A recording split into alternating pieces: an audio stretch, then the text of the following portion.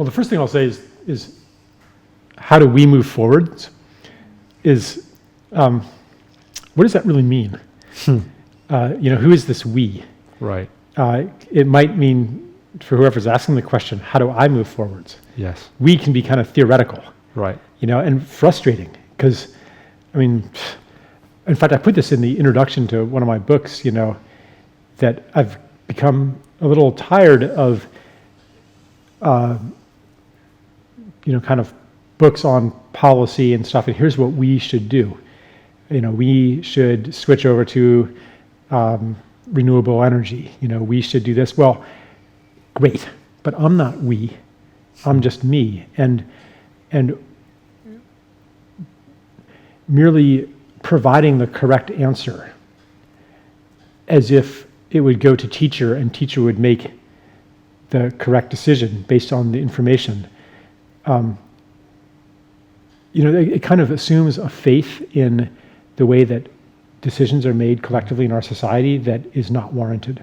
Yes. So to turn the question to what should I do, like what should we as individuals do, again, I don't know any better than you do.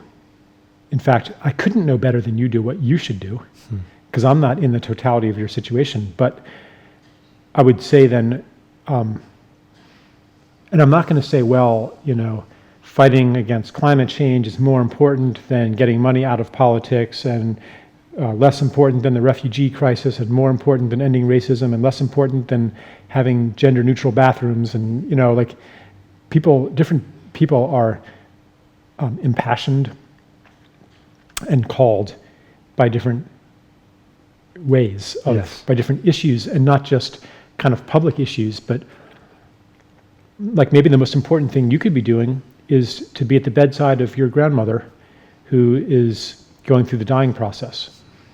And that might take a week or a month when you could have been out marching against climate change.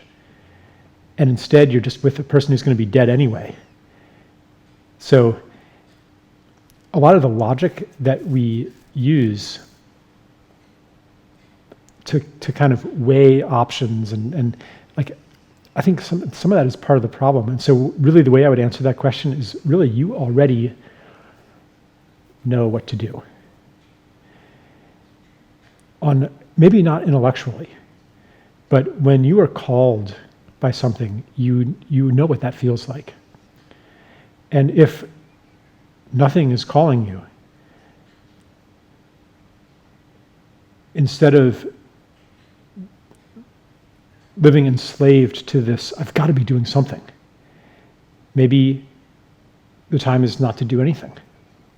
Just like animals spend a lot of their time doing nothing. In fact, one of my friends, can I tell a little story? Sure, please do. No, sorry, Charles. She was in Mali, speaking to a Dogon elder, very traditional tribe, and she said to him, "Don't you feel urgent?"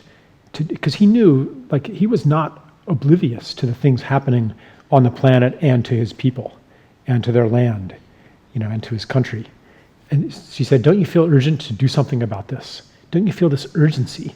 The time is urgent, And he said, "Urgency is not something that we have around here." I thought, is this yet another opportunity for the white man to school the Dogon on how to live life, on how to be human? Or could it be that we have something to learn from them? Yes.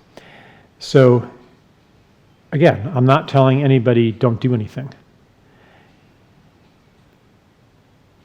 But it's to trust your calling and your urge and your desire to respond to something.